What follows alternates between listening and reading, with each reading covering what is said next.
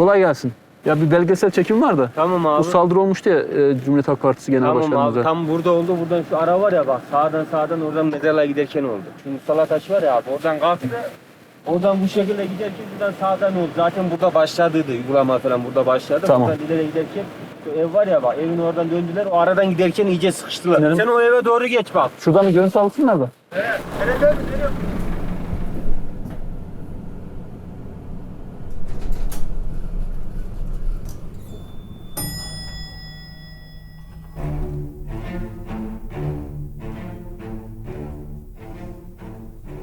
L'amour est un oiseau rebelle que nul ne peut apprivoiser.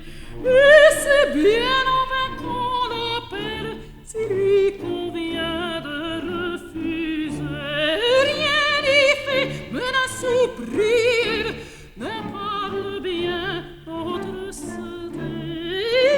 C'est l'autre que je préfère, il n'a rien dit, mais il me plaît.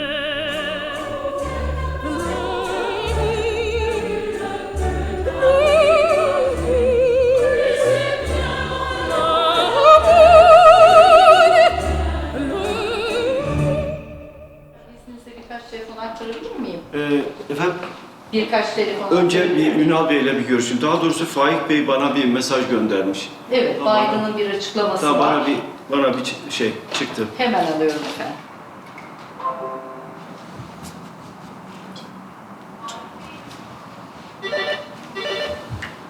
Efendim. Teşekkür.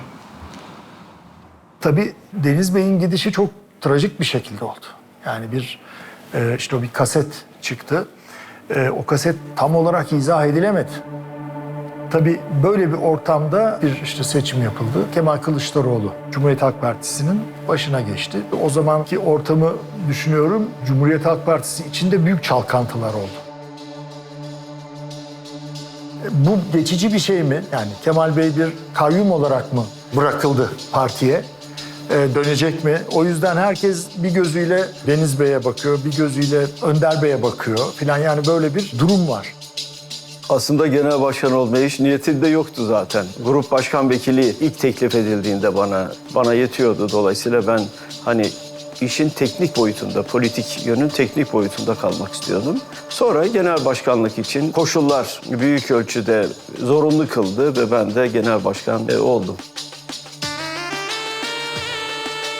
CHP'nin başında olmak herhangi bir siyasi partinin başında olmakla aynı şey değildir. Bir zihniyetin o anki genel başkanı olmaktır.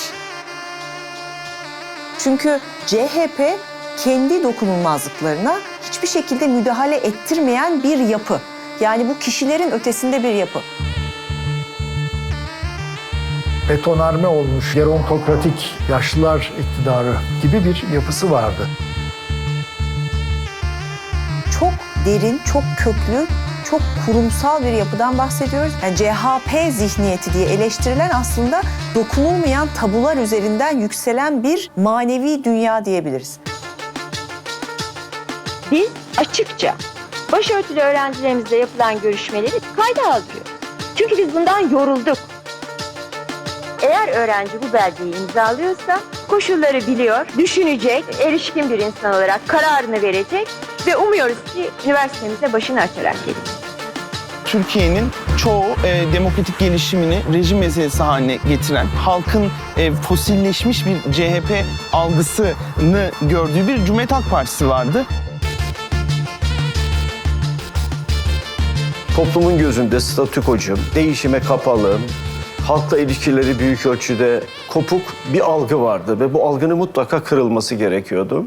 Bizim yeni şeyler söylememiz gerekiyordu. Toplumun değişik kesimleriyle ilişki kurmamız gerekiyordu.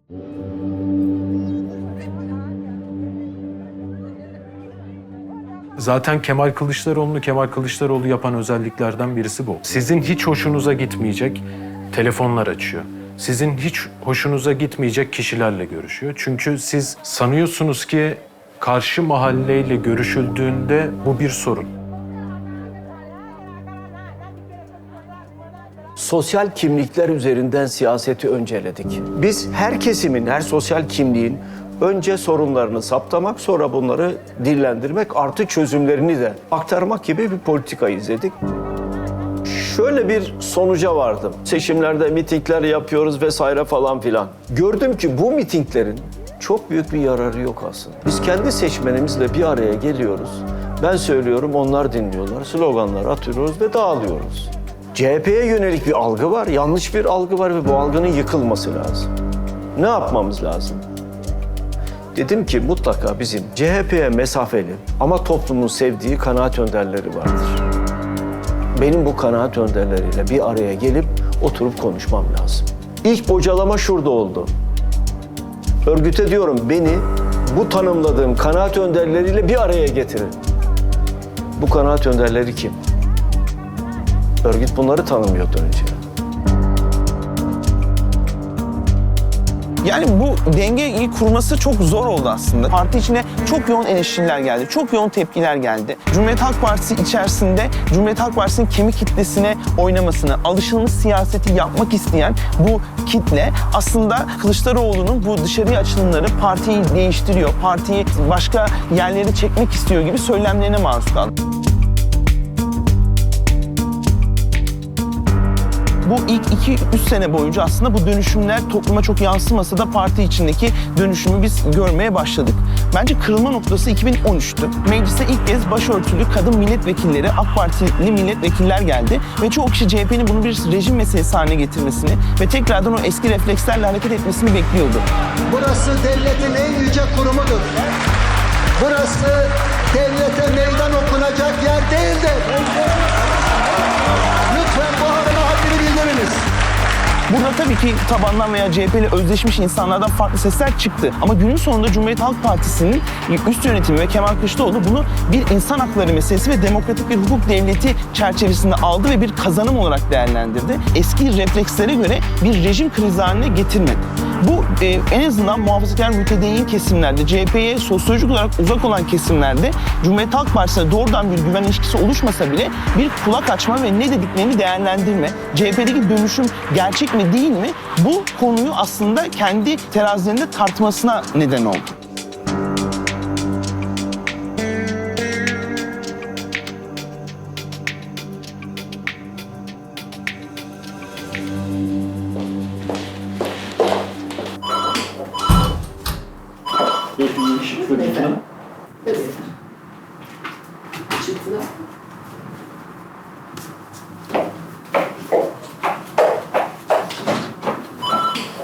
Başkanım nasılsınız? Sağ olun, çok teşekkür ederim. Ben de iyiyim. Şimdi çarşamba günü İzmir Ticaret Odası'yla bir toplu video konferansımız olacak. Evet. Tamam olur, peki. Türkçe ve İngilizce haliyle mi?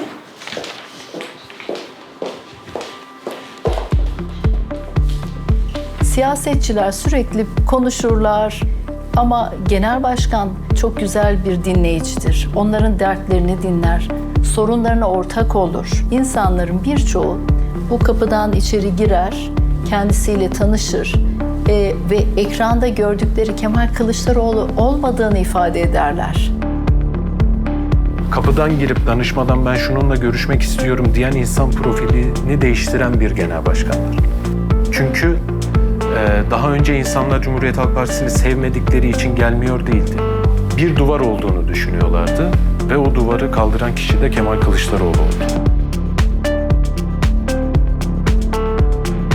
Şimdi bu toplantıya insanlar önce çok ön yargılıyla geliyorlardı. Toplantıdan ayrıldıkları zaman biz CHP'yi böyle bilmiyorduk diyorlar. Mesela vaizeler. Onlar tabii kendilerini muhafazakar olarak tanımlıyorlar. Dedim ki onlara, siz kendinize haksızlık yapıyorsunuz ya. Siz muhafazakar falan değilsiniz ya. Muhafazakar olan biziz. Çünkü muhafazakarlık değişime karşı çıkmak demektir. Ya biz değişmemek için yerimizde duruyorduk. Siz kendinizi muhafazakar tanımlıyorsunuz, değişime karşıyız diyorsunuz. Hayır efendim, siz değişime karşı olan biziz. Siyasi muhafazakar olduk bir anlamda. Ve bunu kırmaya çalışıyoruz şimdi. Bir vaize şunu söyledi. Ya bu toplantı dedi 80 yıl girecekmiş bir toplantı. Biz CHP'yi böyle bilmiyorduk.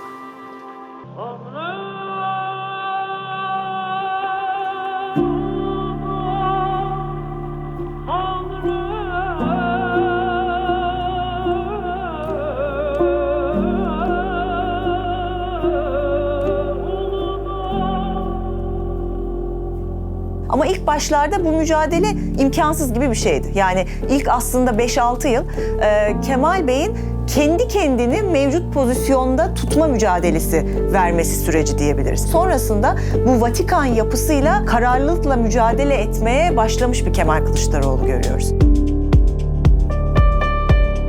Genel başkan burada en büyük başarısı mevcut statükoyu yemek oldu. Statükodan kastım şu, küçük olsun benim olsun anlayışı. Bu 10 yıllık süreçte partiyi ideolojik bir eksende değil, daha çok insanların gündelik siyasi beklentileri noktasında değiştirdi.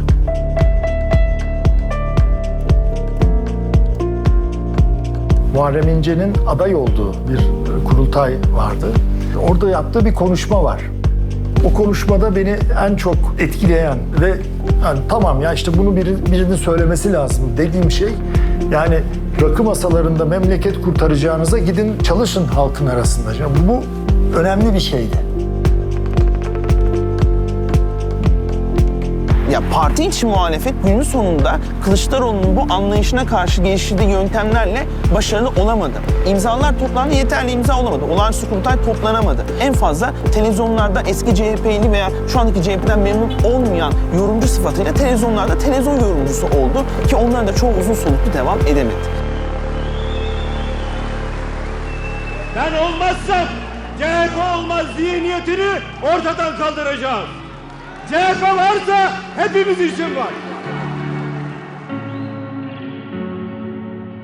Yani evet 2010'dan beri CHP Genel Başkanı ve iktidara gelemedi. Ama hiç başarılı olamıyor, defalarca seçim kaybettiği halde orada duruyor. Eleştirilerinin de ben adaletli olmadığını düşünüyorum. Çünkü önemli bir dönüşümü de gerçekleştirdi CHP içinde. Cesur adımlar attı. Belli isimleri de değiştirdi. Yani parti içindeki yerini çok ciddi bir şekilde sağlamlaştırmış bir Kemal Kılıçdaroğlu var. Bırakın kendi iktidarını parti içinde garantilemiş olmayı, aynı zamanda kendinden o kadar emin bir noktaya geldi ki şayet yeterli imza toplanamazsa kendi rakiplerine de o imzaların toplatılmasını sağlıyor. Yani rakibini de kendi çıkaracak özgüvene sahip artık partinin içinde. Hepinizin gözünün önünde oluyor bunlar. Buna durmayın. Buna durmayın. Buna durmayın. Sayın İnce. Hepinize teşekkür ediyorum. Sağ olun, var olun. 100 imza daha getireceğim size. 100 imza. Ben Kılıçdaroğlu'nun lütfuna ihtiyacım yok. Özgür irademden. Ya hep bu öfkenden kaybediyorsun be kardeşim. Yapamıyorsun senin ya. Yanlış yapıyorsun. Ya Muharrem. Siyaset tarihinde belki nadirdir. Karşısına rakip olarak çıkan, üstelik onu kurultaya zorlayan, imza toplayarak kurultaya gitmeye çalışan, olağanüstü kurultaya zorlayan kişi bu partinin genel başkanı değişmeden Cumhurbaşkanı adayı oldu. Yeni bir politikacı. Sayın Muharrem İnce. Gel bakalım buraya. Şöyle, genel başkanımızın en önemli özelliklerinden bir tanesi demokrat kimliği. Yönetilmesi çok zor olan bir partiyi çok büyük değişimlere, dönüşümlere açarak bugünkü Cumhuriyet Halk Partisi yapısına ulaştırdı.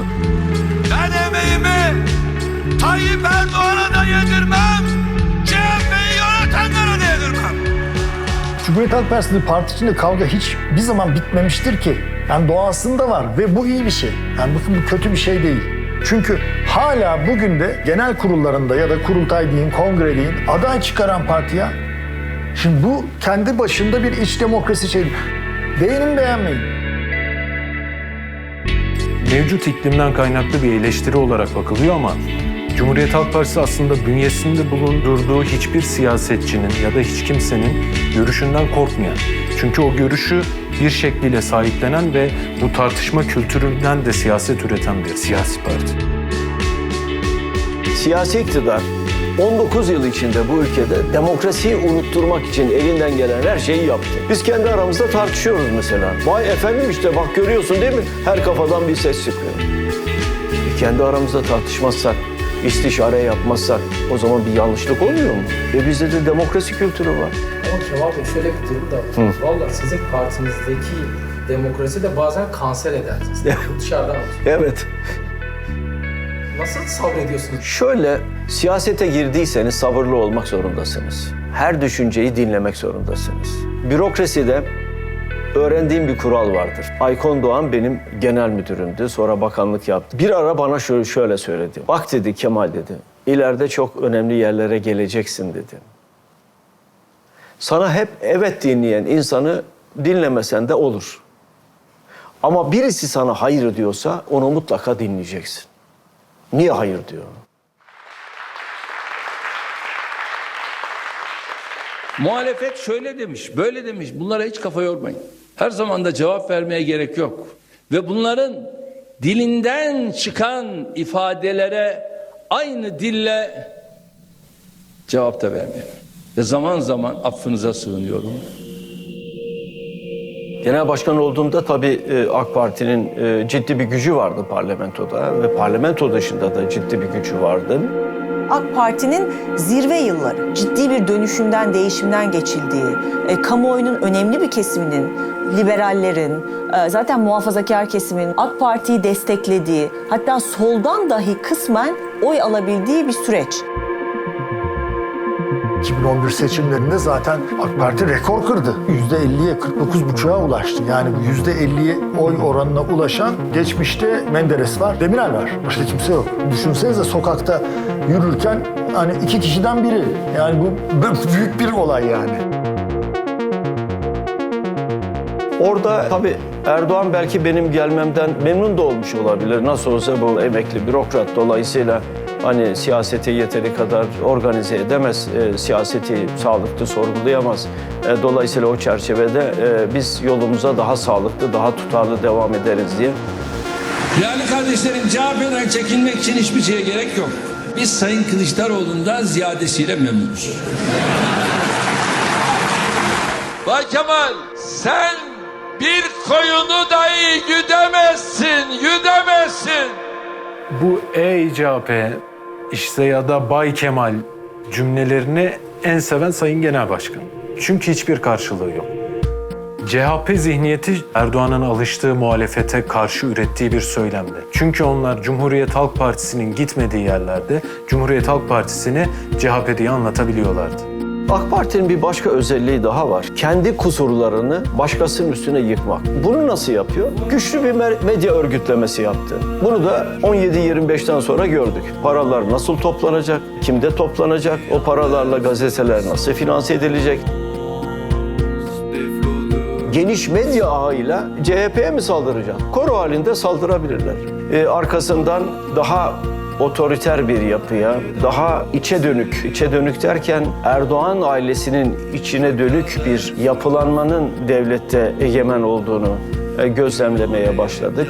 Erdoğan başlangıçta darbelerden şikayet ettim. Sonra 3Y sözü vermişti malum. Yoksulluk diyen bir şey kesinlikle olmayacaktı. Toplumda yozlaşmaya asla izin vermeyeceklerdi. Manevi değerleri güçlendireceklerdi.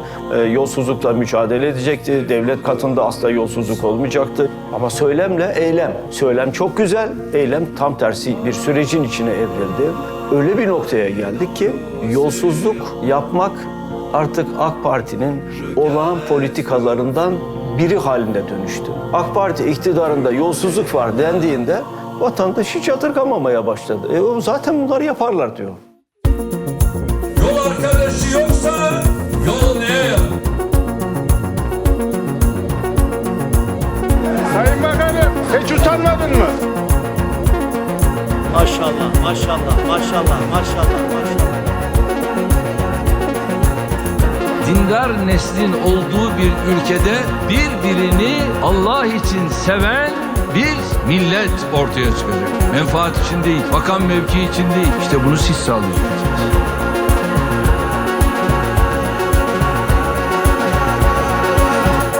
Fakirler, oğlum beni rahatsız etmeyin. Kabahat o gençlerde değil aslında. O genci o hale getiren politikalarda, o politikaları uygulamaya koyan siyasal iktidarda kısa yoldan zenginleşme, köşeyi dönme. Ne üzerinden? Kamu kaynakları üzerinden. Yani vatandaşın verdiği vergilerin üzerinden ben nasıl kısa sürede köşeyi dönerim? Alın teri dökmeden, emek harcamadan.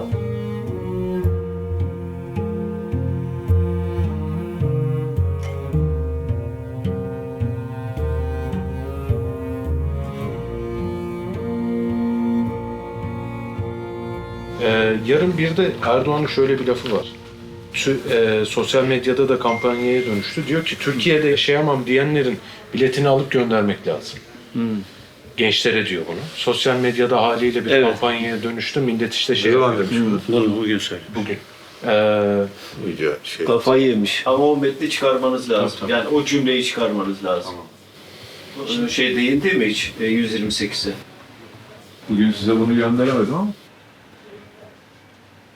İyice saçmaladık. Ne o?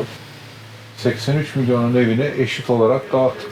Evet ne diyor Canikli'nin lafı ama canını okudun. Paranın büyük kısmını 83 milyon evine altın olarak eşit bir şekilde dağıttık. Yani gerçekten bunu söylemiş mi? Evet, söylemiş. Bugün ben bulamadım onu. Size gönderdim. İkinci kırılma 15 Temmuz olduğunda Kemal Kılıçdaroğlu'nun o 7 Ağustos'taki toplantıya gitmesidir. Erdoğan hiç beklemiyordu bunu.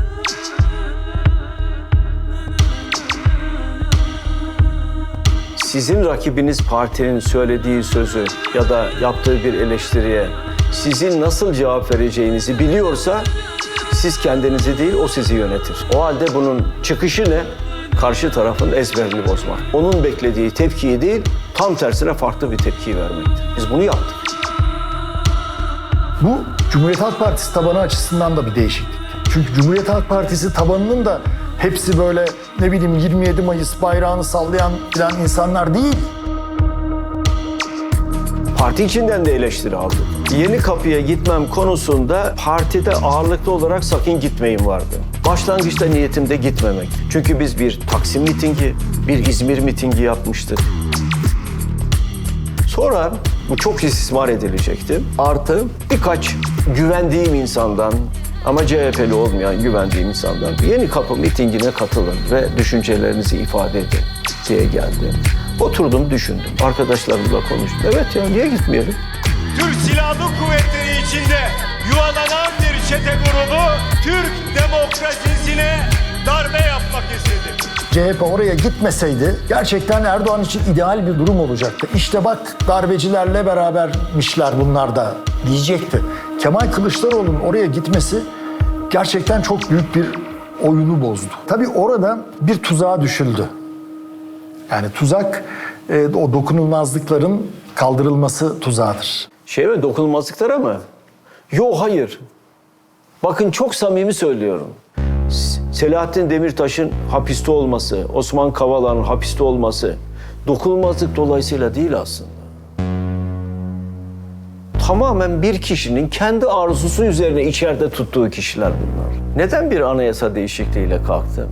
Ve neden AK Parti kendi iradesiyle dokunulmazlığı kaldırmadı? Bugün herhangi bir milletvekilinin, ben dahil dokunulmazlığını AK Parti'nin tek başına kaldırması mümkün. Anayasa değişikliğine bile gerek yok. Onlar Cumhuriyet Halk Partisi'ne yönelik bir kumpas oluşturuyorlardı. Dokunulmazlıkların kaldırılmasına hayır desin ve biz Cumhuriyet Halk Partisi kesinlikle PKK'nın yanında yer alıyor, terör örgütünün yanında yer alıyor, algısını perçinlemek istiyorlardı. Ve ondan sonra seçimlerde bunu kullanmak istiyorlardı. Biz buna izin vermedik. Buna izin vermedik. Ya bir İskandinav ülkesinde yaşasak ideali siyasi dokunulmazlıkların olmamasıdır. Ama bir İskandinav ülkesinde değiliz. Şimdi Türkiye gibi siyasetin kelle koltukta yapıldığı, siyasetçinin yarınının nerede olacağının belli olmadığı ülkelerde dokunulmazlık en önemli silahtı. Dolayısıyla bu bir intihardı ama karşılıklı gaza getirmelerle ve yani bizim başımız dik, alnımız ak, gizleyecek bir şeyimiz yok romantizmiyle Ahmet Davutoğlu'nun açtığı yoldan Kemal Bey de o hatalı yöne gitti. Yargı ilk defa politize olmuyor Türkiye'de. Yargı başlangıçtan beri en önemli sorunlarından biridir bu ülkenin. Bu şekilde bu silahın kendisine döneceğini hesap etmemek bir hata oldu. İstanbul 14. Ağır Ceza Mahkemesi ilk türlerin durdurulması oyuyla ilişkin davayı karara bağladı. CHP İstanbul Milletvekili Enis Berberoğlu yargılandığı davada 25 yıl hapis cezasına çarptırıldı.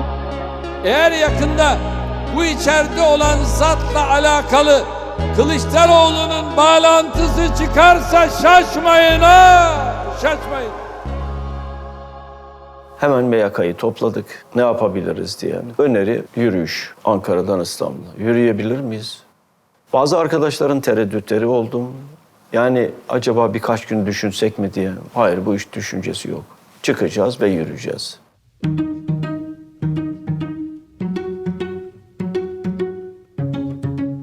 Şimdi bu nedir biliyor musunuz? Bu liderlik gösterisidir.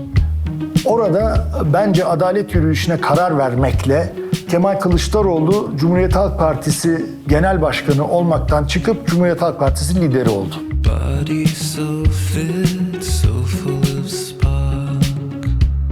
Şimdi Kemal Kılıçdaroğlu adalet yürüyüşüne çıktığında ciddi bir rüzgar yakaladı. Çünkü hakikaten Türkiye'nin en çok ihtiyacı olan şey adalet arayışıydı. Bir büyük sınav oldu yani. 25 gün süren işte Mahatma Gandhi'nin tuz yürüyüşünü de geçen, hem kilometre hem süre olarak geçen bir sivil itaatsizlik eylemi oldu.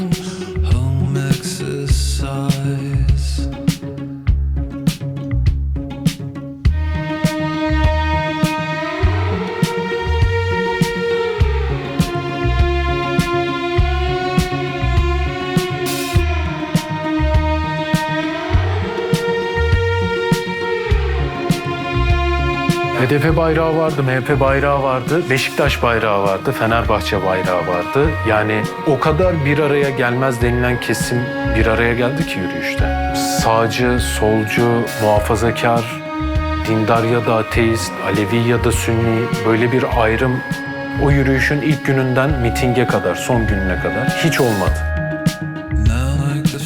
Bugün Kılıçdaroğlu'nun yanında kim yürüdü? Kim bu yürüyüşe geldi diye her gün insanlar Twitter'dan o da mı gelmiş, nasıl yan yana oluyorlar gibi soruyordu.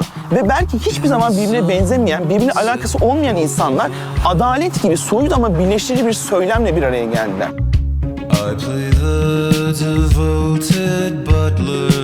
Toplumun iki temel alana sıkıştığını görüyorduk. Bir, ekonomik, iki, özgürlük. İki alana sıkışmış vaziyette. Bir şey söylüyor, hapse atılır mıyım? Tutuklanır mıyım? Sabahın köründe kapım kırılır, eve girilir mi? Ekonomik olarak geçinemiyor, sıkıntı var, yaşayamıyor, işsiz.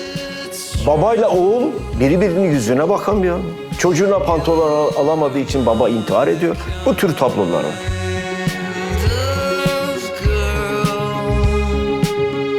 Demokrasiyi sadece biz istemiyoruz. Demokrasiyi isteyen, bizimle farklı görüşlere sahip olan siyasi partiler vardı. Bunun üzerine büyüttük politikamızı ve birbirimizi kucakladık. Bir anda roller değişti ya. Adalet Kalkınma Partisi, Cumhuriyetçileri, yani bunlar halktan kopuk ayrıcalıkları olan insanlar. Oysa bir anda adalet yürüyüşü rolleri değiştirdi. Bir yandan işte artık Çankaya Köşkü'nü kendine küçük gören, ayrı bir kompleks oluşturan, bir yandan da sokakta hak, hukuk, adalet diyen insanlar.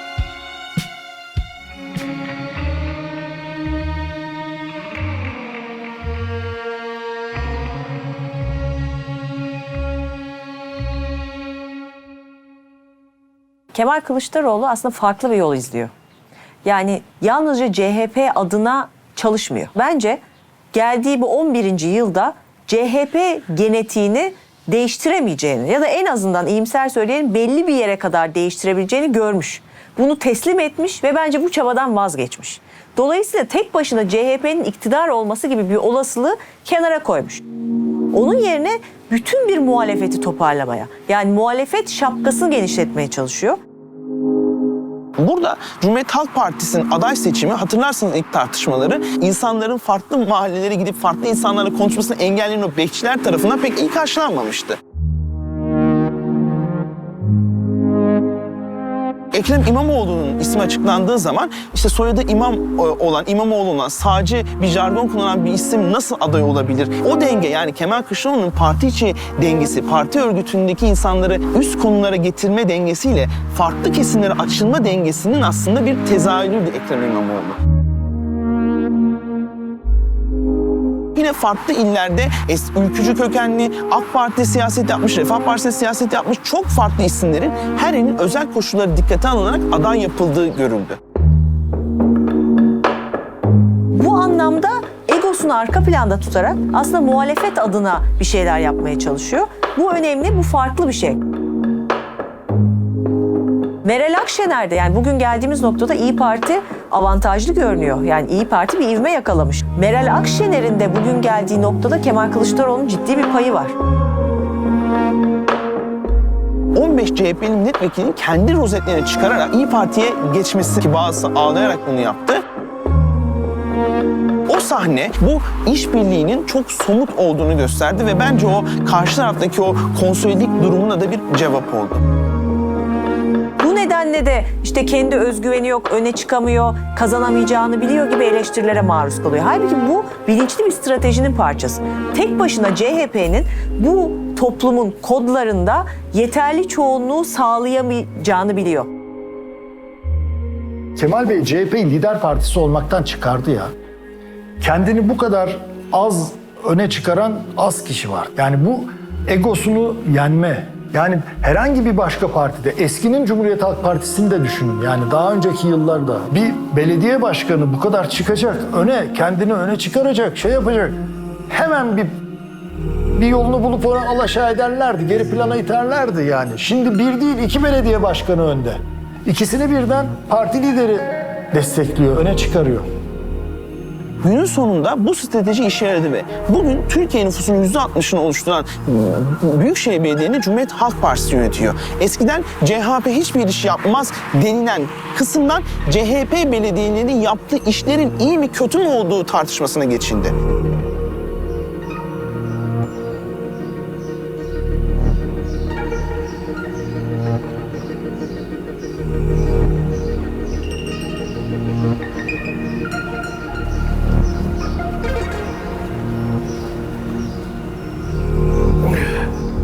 Evet arkadaşlar, başlıyor muyuz? Bunları söylediğimiz zaman asla inanmıyorlardı. Neden? Çünkü Erdoğan'ı o kadar güçlü görüyorlardı ki. Dolayısıyla Erdoğan'ın böyle bir politik gelişmeye fırsat vermediğini, halkın desteğinin büyük ölçüde Erdoğan'dan yana olduğunu geniş kitlelere duyurmaya çalışıyorlardı. Onlar da buna inanmışlardı aslında. Ama bu inançlarını yerle bir ettik. Kim etti bunu? Halk etti, bakın onu söyleyeyim. Biz kendi irademizi ortaya koyduk, samimiyetimizi ortaya koyduk. Halk bunu gördü ve onayladı.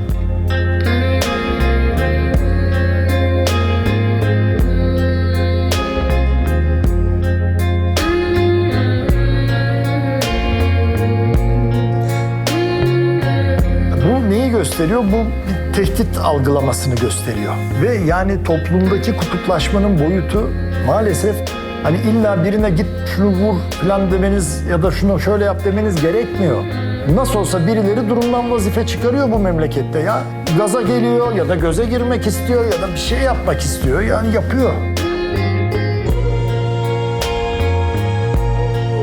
Şimdi burada biraz Kemal Kılıçdaroğlu'ndan kaynaklanan tavırlar da oluyor. Ben hep Sayın Genel Başkan'a şunu söylüyorum. Size karşı tam da doğru olmayan cümleleri kurma rahatlığı veriyorsunuz insanlara. Çünkü sizin ahlakınıza güveniyorlar.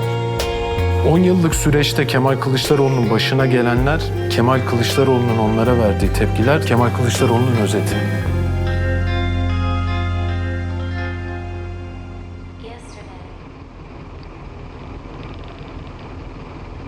Suç örgütü liderliğinden 16 yıl hapis yatan Alaaddin Çakıcı, CHP liderine tehdit ve hakaretlerle dolu bir mektup yayınladı. CHP lideri Kılıçdaroğlu'na bir saldırı... Cumhuriyet Halk Partisi Genel Başkanı Kemal Kılıçdaroğlu'na çirkin bir saldırı düzenledi. Artvin'e giden CHP Genel Başkanı Kemal Kılıçdaroğlu'nun konvoyuna Ardanuç ilçesi yakınlarında saldırı düzenlendi. Yanıktaş köyü abi, Yanıktaş. Abi, Şam'ın orada üzerinde konvoya silahlı saldırı abi. Şimdi böyle vereyim de bir bakayım abi. Aç kapıyı, aç kapıyı. Kapıyı aç, döndürelim, bekleyin. CHP Genel Başkanı Kemal Kılıçdaroğlu bugün Ankara'nın Çubuk ilçesinde Şehit Yener Kırıkçı için düzenlenen cenaze törenine katıldı. Törenin ardından CHP liderinin bir grubun saldırısına uğradığını...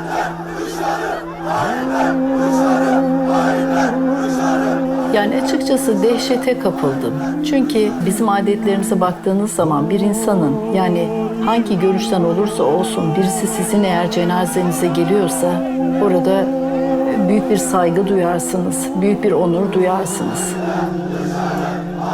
Çok korkunç hisler hissettiğim görüntü, Kılıçdaroğlu'nun evin içinde ve linç etmeye çalışılıyor, eve girilmeye çalışıyor ve orada yakın diye bir haykırış.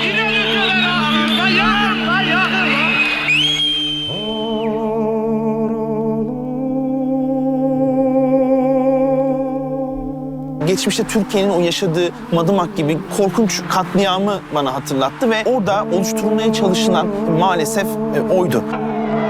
Değerli arkadaşlarım, şu ana kadar mesajlarınızı verdiniz, tepkilerinizi gösterdiniz.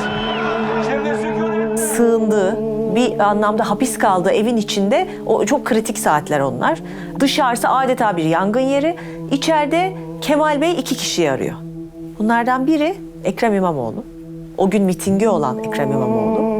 Ve son derece sağduyulu bir siyasetçi olarak onu uyarıyor. Yani bu mitingi mümkün olduğu kadar kısa tutup uygun bir şekilde bitirin diyor. Bir de kızını arıyor.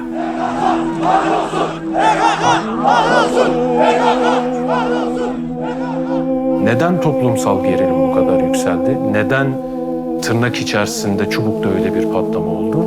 Çünkü alıştıkları kalıba tekrar sıkıştırmak istediler. Yani burada siyasi iklimin çok sertleştiği bir süreçten bahsediyoruz. Hatta öyle ki hani bir odaya gazı doldurursunuz. Bir küçük kibrit çakmak yeter.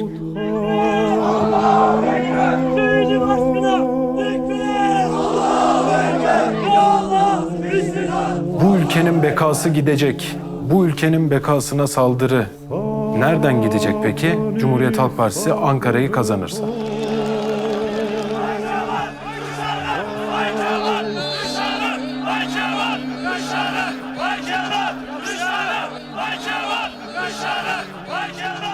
Tabii Bay Kemal Erdoğan'ın kullanmış olduğu bir sözcük. Orada köylülerin bir saldırısı değildi. Ben oradaki köylülerin, vatandaşların masum olduğunu düşünüyorum. Dışarıdan gelenlerin tezgahladığı bir şeydi bu saldırı. Koyun adamı lan, nasıl koyun adamı değil? Ya kardeş, bütün bizim köyümüzün adamı ve çevremizin adamı. Yabancı yoktu ya. Yabancı yok muydu? Yoktu tabii. Bizim Türk çubuğun adamıydı. Çubuğun adamıydı ya. Tamam, çubuğun insanları. Yanlış söylüyorum. Ne olduysa onu konuşuyoruz. Adam burada cenaze var. Bak ondan önce Mahsur Yavaş geldi. Çubuk ilçe CHP teşkilatı geldi. Halk niye bir bağırma, çağırma yapmadı şeye? Niye yuh çekmedi? Ne onun adı? Mahsur Yavaş'a niye yuhlamadı millet? Ya muhtar açık ve net konuşuyor. Kılıçdaroğlu değil. HDP'nin genel başkanı Demirtaş gelsin burada aynı böyle eli götünde gezer. Yemeğini asını, çayını millet köylü verir. Yemeğini yedirir. Kimse de senin Allah belanı versin, gözün kör olsun demez. O kadar da değil. O kadar da değil ya. Sabahtan beri Demirtaş diyor, vallahi sinir oldum. Muhtar konuşmayayım. Abi saçma. Muhtar dedi bak, olmaz ya. Aynı sen de şimdi Rahim gibi konuştun yani. Bak şeye gelince çevirdin bak, yani. Bak şimdi o demiyorum muhtar bak lan gelişini yok abi öyle konuşuyoruz işte ya. şeye falan. Peki Demirtaş'a sana bir şey söyleyeyim muhtar efendi. Demirtaş'ı karıştırmayın. Tek gelse Kılıçdaroğlu gelse bu olay yaşanır mı hocam? Şimdi gelse yaşanmaz. Aklın olmadığı yerde bu tür olaylar olur. Orada akıl yoktu. Çünkü belli kişiler görevlendirilmişti ve onlar görevlerini yapacaklardı. Acı olan ne? Bütün bunlar olurken Erdoğan'ın ve Bahçeli'nin tek cümle kurmaması.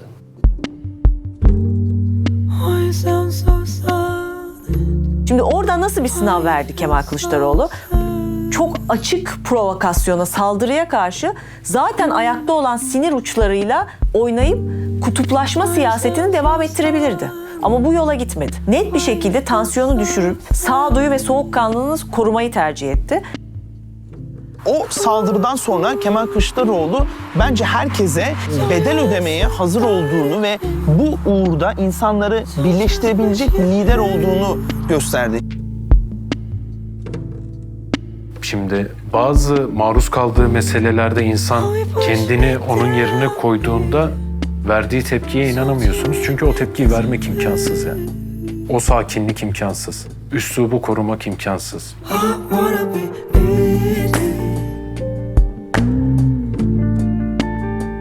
Şimdi bakınız, bir olay olduğunda olayı büyütüp tahrik ederseniz toplumda çatışmaya yol açarsınız. Bunu bilen bir siyasetçi. Erdoğan hep çatışmadan yana oldu. Tahrikten yana oldu. İnsanları bana karşı olan düşünceleri nasıl yok edebilirim diye. Bu tür arayışlar içinde oldu. Yaptığı en büyük kötülük şu. Toplumun içine ayrılıkçı fikirleri soktu. Ya biz komşumuzun kimliğini sormazdık. Komşu diye bakardık ona. Şimdi bakıyoruz. Etnik kimliğini sorguluyoruz. Yaşam tarzını sorguluyoruz. İnancını sorguluyoruz. Nedir bu komşu diye. Bir toplumu ayrıştırmanın, bölmenin ya da o toplumda çatışma unsurlarını yaratmanın temel aktörü bu ayrışmayı toplumun içine ekmektir yani. Dikmektir bunu yani.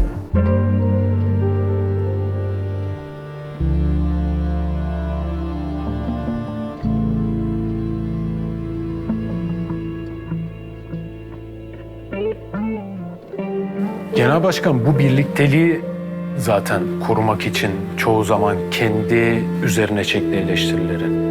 Tartışılan kendisi oldu. Kavramları koruduğu için. Kavramları korumaya çalıştı. Birlikteliği korumaya çalıştı. Anlık kararlar vererek herhangi bir konuda İYİ Parti'yi, herhangi bir konuda HDP'yi eleştirmek kolay. Zaten saray siyaseti böyle yapıyor. Biz başka bir şey yapmak zorundayız. Mevcut sistem açısından CHP çok kullanışlı bir muhalefet oldu her zamanlar. Yani kolay dövülen ve o çok katı kenarlarıyla birlikte hep aynı havuzun içinde debelenen, dolayısıyla elverişli bir siyasi yapı. Kemal Kılıçdaroğlu'nun izlediği politikalarla birlikte geldiği noktanın mevcut düzeni rahatsız etmeye başladığının da bir özeti gibi. Kolay lokma CHP'den aslında sistemi tehdit eden bir Kemal Kılıçdaroğlu varlığına evrildiğini de gösteriyor.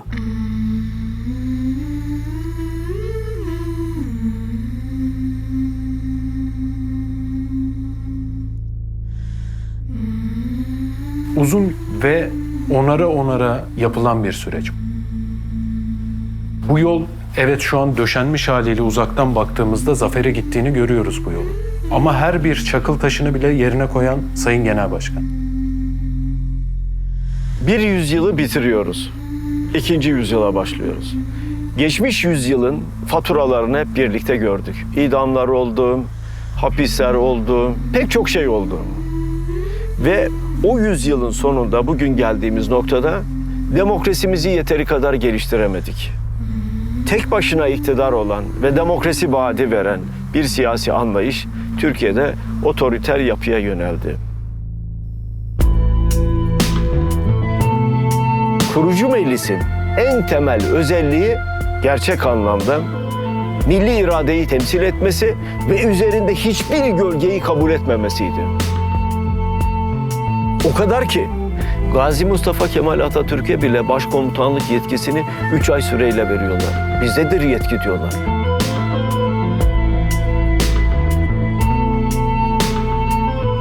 Erdoğan artık Türkiye için bir yük olmaya başladı. Artık Türkiye'yi yönetemiyor. Devlette liyakat sistemini yerle bir ettiği için etrafında kurmay bırakmadı.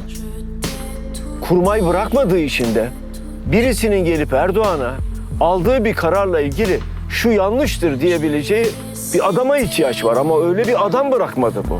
Dolayısıyla etrafındaki bütün insanlar Erdoğan konuştukça onu sadece onaylayan, efendim çok güzel söylediniz, öyle olması lazım diyen gruplar oluştu.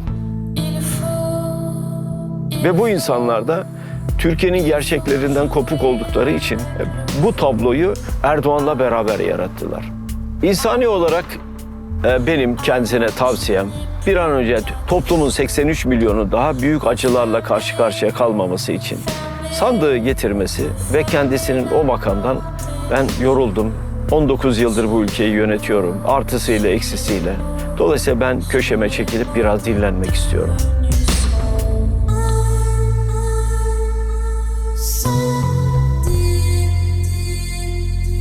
Evet, büyük yanlışlar oldu, büyük hatalar oldu.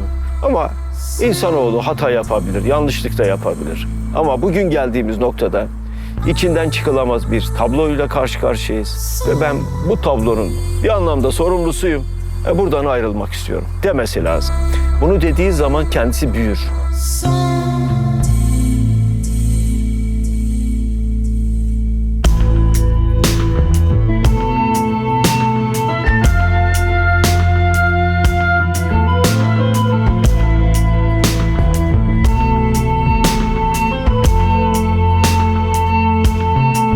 Doğru, eğer Millet İttifakı kazanırsa seçilecek kişi süper yetkilere sahip olacak.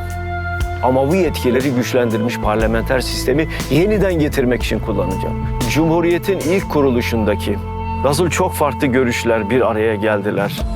Hacı Bayram'da namazlarını kıldılar bir cuma günü ve gelip meclisi açtılar. Biz şimdi bu süreci yeniden yaşatacağız. Çok farklı siyasi görüşlerde olan siyasi partilerin liderleriyle bir araya geleceğiz.